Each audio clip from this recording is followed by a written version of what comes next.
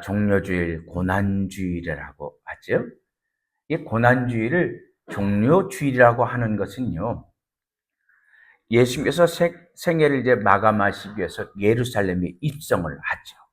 그때 수많은 관중들이 거리로 몰려 나와서 종려나무 가지를 흔들면서 예수님을 환영한 것에서 유래되어서 종료주일이라고 합니다. 이 종료주일 고난주간에 대해서는 비교적 성경에 자세하게 기록이 되어 있습니다. 예수님께서 베다니에서 어린 나귀를 타고 예루살렘에 입성을 하시죠. 이때 아이로부터 어른들까지 수많은 군중들이 거리로 몰려 나와서 자신들의 옷을 벗어 길 위에 깔고 또 손에는 종려나무 가지를 가지고 흔들면서 다윗의 자손, 호산나 다윗의 자손을 외치면서 그 예수님을 환영합니다. 그런데 그 모습은 마치 전쟁에서 승리하고 돌아온 개선 장군을 환영하는 그러한 모습과도 같았습니다. 그런데요, 이런 영광도 잠시였어요. 이 군중들의 열렬한 환영 속에서 예루살렘에 입성하던 그 모습에서는 상상도 할 수 없는 고난이 예수님을 기다리고 있었다는 것입니다. 예수님 불과 며칠 사이에 온탕과 냉탕을, 천국과 지옥을 오가는 삶을 사셨습니다. 그래서 이번 주간을 고난주간이라고 우리가 부르는 겁니다. 이 고난주간의 절정은 성금요일, 예수님께서 온 인류의 죄를 지시고 십자가에 달려 돌아가시는 골고다 언덕에서 이제 종지부를 찍게 되죠. 예수님의 공생애를 보면요, 십자가에 달리시기까지 단 하루도 쉼 없이 하나님의 나라를 전하는 사역을 감당하셨습니다. 공생애 3년 반 동안 주님은 한 곳에 정착하지 아니하고 그야말로 나그네와 같은 삶을 사시면서 오늘은 이곳, 내일은 저곳을 다니면서 하나님의 나라를 전했습니다. 오늘날과 같이 이 교통수단이 발달되지 않았던 때이기 때문에 그냥 오직 걸어서 이스라엘 전국을 다니면서 하나님의 나라를 전하셨던 거예요. 여러분, 3년 반 동안 공생의 기간 동안 예수님께서 이렇게 하루도 쉼 없이 예루살렘 전역을 다니면서 이렇게 복음을 전하셨다면 얼마나 지치고 피곤하실까요? 여러분, 우리도 그렇잖아요. 우리도 가끔 안 하던 일을 하고 나면 어떻습니까? 피곤해요. 지금 앰프 공사를 해서 저도 전과 같이 막 소리를 막 지르지 않아도 제가 너무 편하게 제 귀에 들려요. 모니터가 있으니까요. 이번 주에 여러분들 유튜브에서 예배 영상이 올라간 것을 여러분들이 보시면서도 전보다 훨씬 듣기가 편하다는 그런 말씀을 하시는데요. 이 앰프 공사를 할 때 뒷모드를 했어요. 이 앙카를 받고 이 스피커를 올리고 이 지붕을 뜯고 선을 막 저 뒤까지 연결하고 이 바닥으로 서고 하는데 쉽지가 않더라고요. 제가 평소에 그런 일을 안 했잖아요.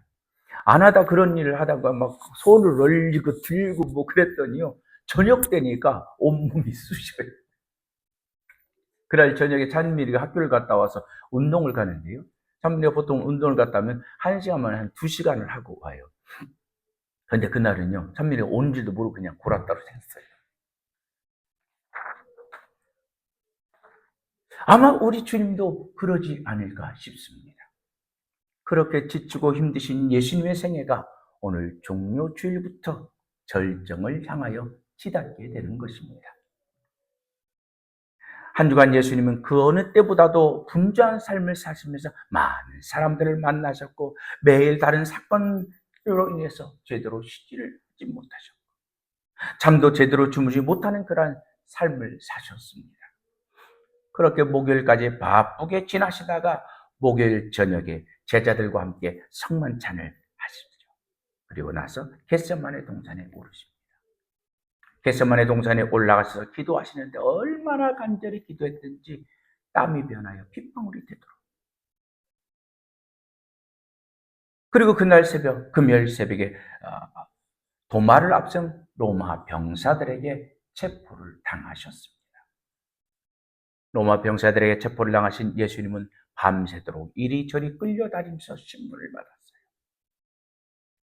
사내들인 공예는 사형 집행권이 없었기 때문에 먼저 대제사장 가야바의 집으로 끌고 와서 서기관과 장로들이 모인 공회 앞에서 예수님의 정치적인 죄목을 붙여서 빌라도에게 고소를 합니다.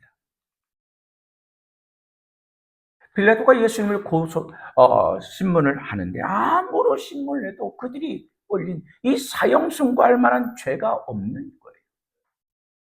이들의 고소는 정치적인 문제를 가지고 고소를 했는데 자신이 보니까 이것은 정치적인 문제가 아니라 종교적인 문제인 겁니다.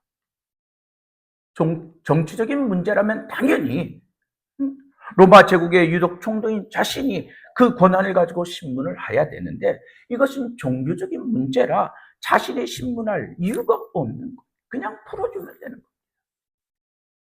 그런데 이 빌라도는 광범한 이 갈릴리 사람들을 두려워서 자신의 존이 이 폭탄 같은 예수를 갈릴리 지역에 분봉했던 헤롯에게 보내죠. 이관을 시켰어요. 이 헤롯은 평소에 예수님에 대해서 관심이 많았던 자입니다. 예수님께서 온갖 이적을 행하는 것들을 신기해서 그 예수님의 이적을 보고 싶었는데 그 자신의 신분의 체면 때문에 예수님을 찾아가지 못했던 거예요. 그런데 그렇게 평소에 예수님에 대해서 관심이 많았는데 그 예수님이 자신에게 이관되니까 얼마나 좋아요. 헤롯은 이 자신에게 이관된 사건을 가지고 신문하기보다는 예수님의 이적에 더 관심이 많았던 거예요. 그래서 예수님께 이적을 행해보라는 거예요. 그런데 예수님은 그의 말을 듣지 않고 이적을 행하지 않습니다. 분봉왕으로서 그 제수에게 명령을 했는데 그 제수가 말을 듣지 않으니까 체면이 말이 아니죠. 그러니까 헤롯이 예수님을 업신여기며 희롱한 후에 내 소관이 아니라고 다시금 빌라도에게 보냅니다.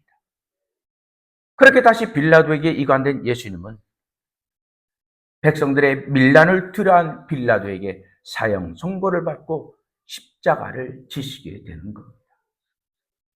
이처럼 예수님은 겟세마네 동산에서 밤이 맞도록 새벽까지 기도하시고 로마 병사들에게 붙들려서 사내들인 공회로 끌려갔다가 사내들인 공회에서 빌라도에게로, 빌라도에게서 갈릴리 분봉했던 헤롯에게로, 헤롯에게서 다시금 빌라도에게로 끌려다니시면서 신문을 받으시고 마침내 십자가를 지시고 골고다 언덕에 오르시게 되는 거예요. 예수님께서 십자가에 매달린 시간이 오전 9시라고 합니다. 그 예수님께서 십자가에 매달려서 운명하는 시간이 오후 3시였어요. 6시간 동안 십자가에 매달려 있다고 한번 생각해 봅시다. 목숨이 끊어지지 않는 상태에서 이 손과 발에 못을 박아서 그 못의 지탱에서 이 십자가에 매달려 있을 때 그 가중된 체중을 해서 얼마나 고통이 찢어지는 그런 고통이 아팠을까요? 이것이 예수님의 생애요 33년의 삶이고 고난주간 그리고 운명하기 전에 예수님의 모습입니다. 이 예수님의 모습을 보면서 얼마나 힘드셨을까? 혹자들은 그런 말을 합니다. 예수님은 우리와 같은 인성이 있었고 신성이 있었기 때문에 예수님이 십자가에 달려 돌아가실 때는 인간의 모습이 아니라 신의 모습으로 십자가에 달려서 고통이 없었을 것이다. 고통을 받지 않았을 것이다. 여러분 정말 그런가요? 아닙니다. 예수님께서 십자가를 지신 것은 우리의 죄를 대속하시기 위하여 십자가를 지셨기 때문에 우리와 똑같은 인간의 모습으로 십자가에 달리셔서 그 모든 고통을, 그 모든 통증을 다 느끼셨다는 겁니다.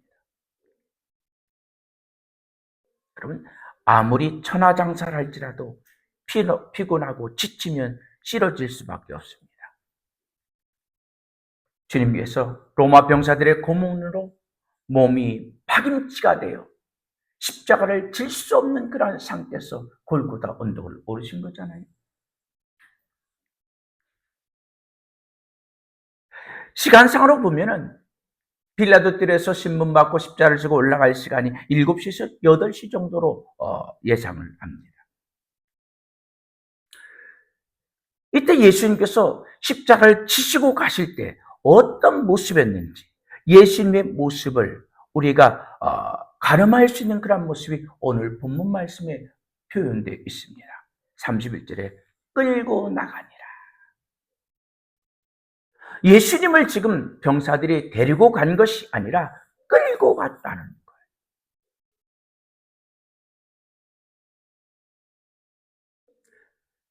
새벽부터 이곳저곳을 끌려다니면서 신문을 받고 또 로마 병정들의 채찍을 맞으면서 이미 파김치가 된 그 예수님을 로마 병사들이 개 끌고 가듯 질질 끌고 갔다는 겁니다. 이 참담한 광경에 대해서 이사 선지자가 이사에서 53장 8절에 그렇게 말합니다. 그가 곤욕과 신문을 당하고 끌려갔으니 그 세대 중에 누가 생각하기를 그가 산자의 땅에서 끊어짐은 마땅히 형벌받을 내 백성의 허물을 인함이라 하였으리요. 밤새도록 땀이 변하여 핏방울이 되도록 간절히 기도하시고 새벽부터 이리저리 끌려다니면서 신문 당하신 예수님께서 또 로마 병정들의 그 채찍을 맞으시고 그 십자가를 지고 골고다 언덕까지 올라갈 수 없었기에, 갈 수 없었기에 중간에 구레네 사람 시몬이 예수님의 십자가를 대신 지고 올라가지 않았습니까? 그 모습을 보면은 어차피 죽으실 거 하나님께서 빨리 데려가시지 하는 그런 생각도 해봅니다. 여러분, 이 땅에 예수님께서 오신 목적이 뭐예요? 우리의 죄를 대신 지시고 십자가를 지시기 위해서 죽으신 거라, 오신 거라면 고통 없이 우리의 죄 때문에 죽기 위해서 오셨다면 고통 없이 예수님을 데려가면 얼마나 좋을까요? 그런데 하나님은 그렇게 예수님을 데려가지 않았어요. 사실 우리 하나님의 능력이라면 십자가의 고통 없이 우리를 죄에서 한순간에 구원해 줄 수도 있는 능력이 있지 않습니까? 그런데 왜 하나님께서는 독생자신 예수 그리스도를 이 땅에 보내주시고 그 예수에게 이러한 모든 고통을 당하면서까지 우리를 구원하시냐 하는 거예요. 거기에는 하나님의 깊은 뜻이 담겨져 있습니다. 바로 과정입니다. 예수님의 십자가에는 과정이 있습니다. 하나님께서 하신 일에는 반드시 과정이 있더라고요. 하나님의 영광이 이르기 위해서는 고난이라는 과정이 있어야 됐기 때문에 하나님은 십자가를 통해서 예수님에게 부활의 영광으로 그를 인도하신 것입니다. 우리는 종종 과정을 무시하는 경향이 있습니다. 수단과 방법을 가리지 않고 결과만 좋으면 된다는 거예요. 결과만 좋으면은 과정은 어떤 데든 막 칭찬 일색인 것을 우리가 보잖아요. 그런데 하나님은 과정을 매우 중요하게 여기신다는 것입니다. 여러분, 이스라엘 백성들이 출애굽하여 가나안 땅을 가서 그들의 조상들의 약속했던 그 가나안 땅을 기업으로 받아들이는 그 모습, 그 말씀을 보면요, 광야 40년의 그 과정이 얼마나 중요한가를 우리에게 보여주고 있습니다.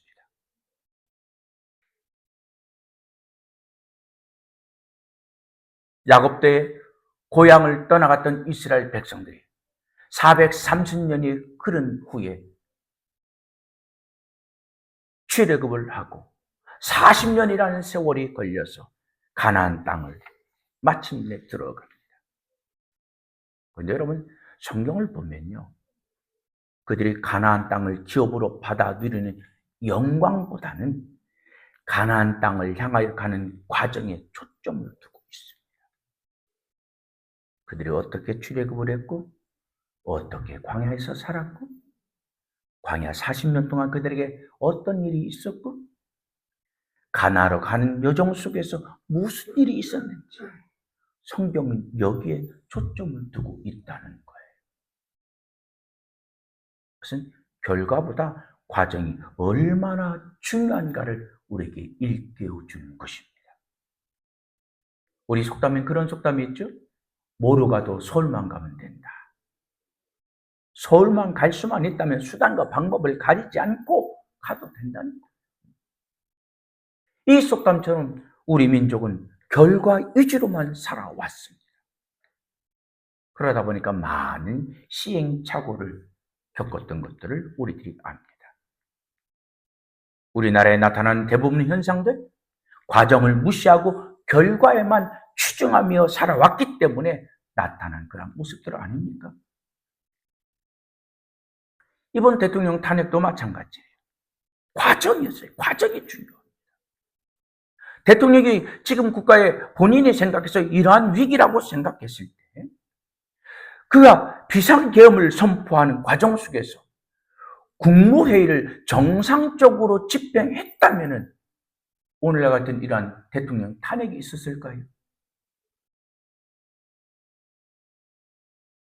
국무회의를 정상적으로 거치지 않았기 때문에 그것이 대통령 탄핵으로 가는 그런 결정적인 역할을 했던 것을 우리가 볼 수가 있습니다. 과정을 무시하고 결과에 치중하다 보면 우리는 어때요? 아니면 말고 합니다. 여러분, 아니면 말고 하면 끝나던가요? 거짓 뉴스로 인해서 나는 해명할 기회조차도 없이 마녀 상향을 당해서 만신창이가 되는 그런 모습들을 우리가 보잖아요. 어떻게든 목적만 이루면 된다는 생각에 양심과 정의는 사라지고 부정이 판치는 세상이 되어버렸습니다. 이것이 과정을 생각하지 않고 결과만을 중시하는 데서 온 그런 모습입니다. 그런데 여러분, 성경은 그렇게 가르치지 않고 있다는 거예요.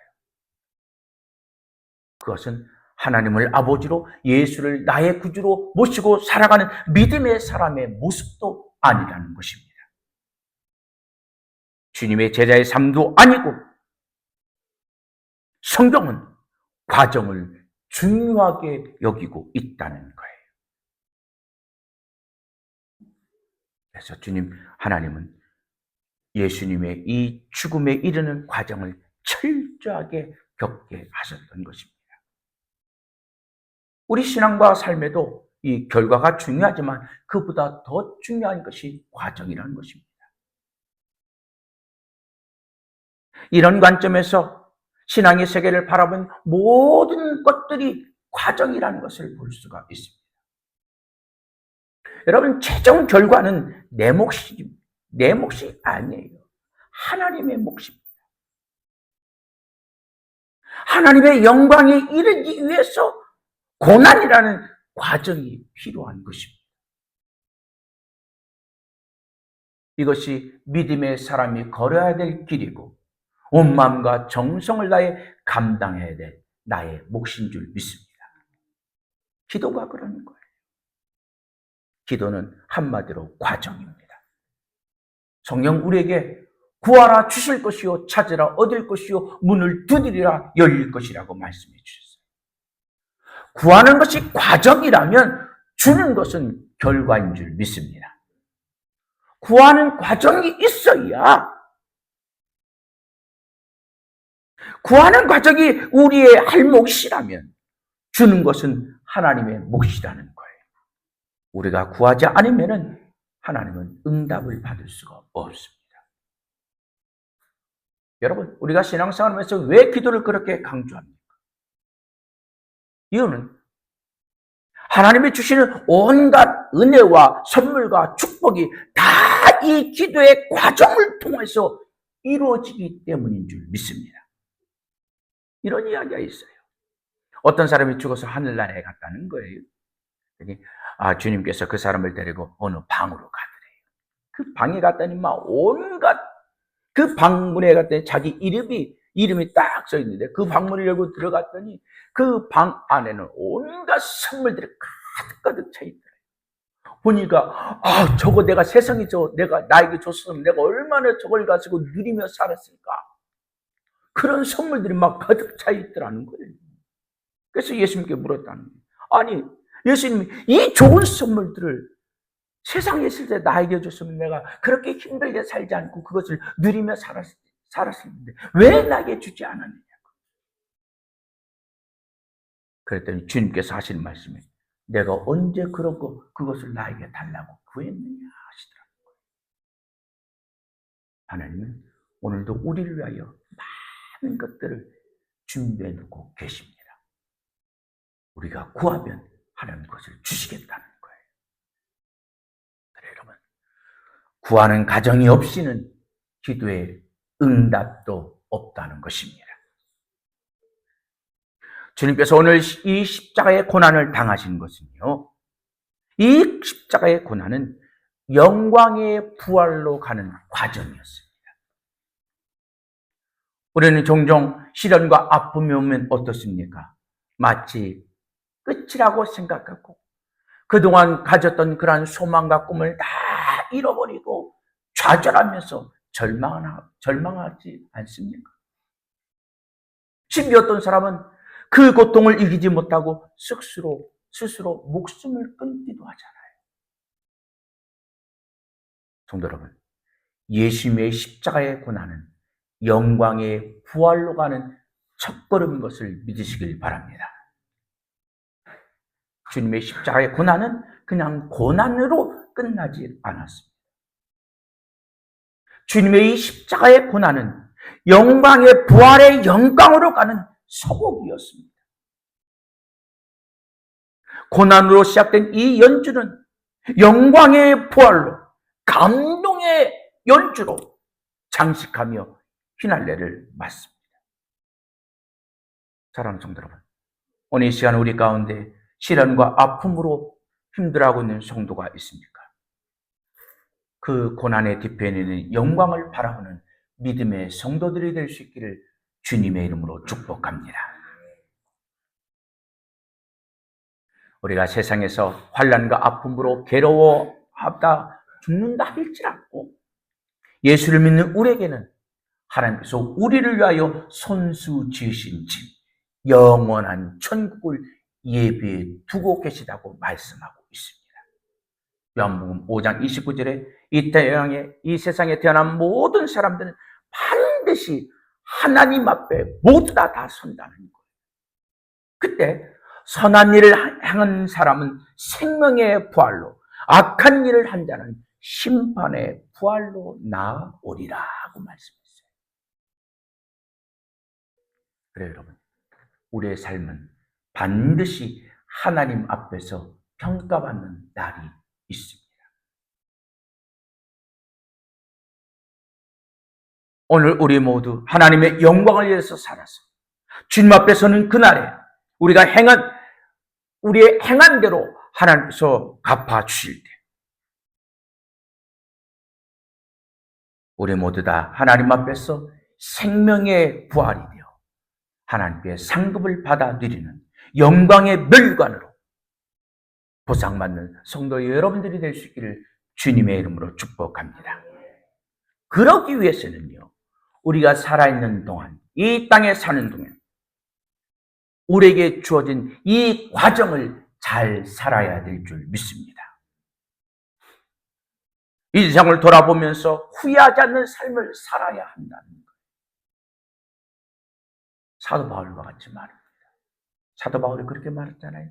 나의 달려갈 길을 다 달리며 주 예수께 받은 사명을 잘 감당해. 후회가 없다고. 우리가 사는 날 동안 주님을 실망시키지 않고 주님의 기쁨이 되고 주님의 자랑이 되는 성도들이 될 수 있기를 주님의 이름으로 축복합니다.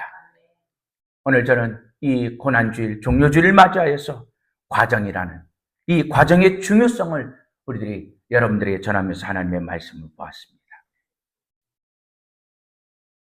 주님은 우리를 죄에서 구원하기 위하여 그 힘들고 어려운 십자가의 과정을 인내하며 걸어가셨습니다.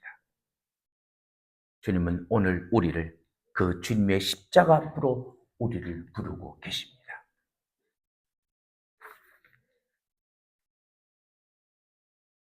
사랑하는 성도 여러분, 주님께서 우리를 구원하기 위하여 그 힘들고 어려운 고난의 십자가를 지시고 걸어가는 그 모습을 다시 한번 생각해 보면서 나 때문에 그 길을 걸어가신 그 주님을 여러분들의 믿음의 눈으로 바라보면서 오늘 주님께서 나에게 주신 십자가, 우리에게 주어진 이 십자가를 지고 주님께서 영광의 부활을 맛보았듯이 우리 또한 영광의 부활을 향하여 나가는 믿음의 성도들이 될 수 있기를 주님의 이름으로 축복합니다.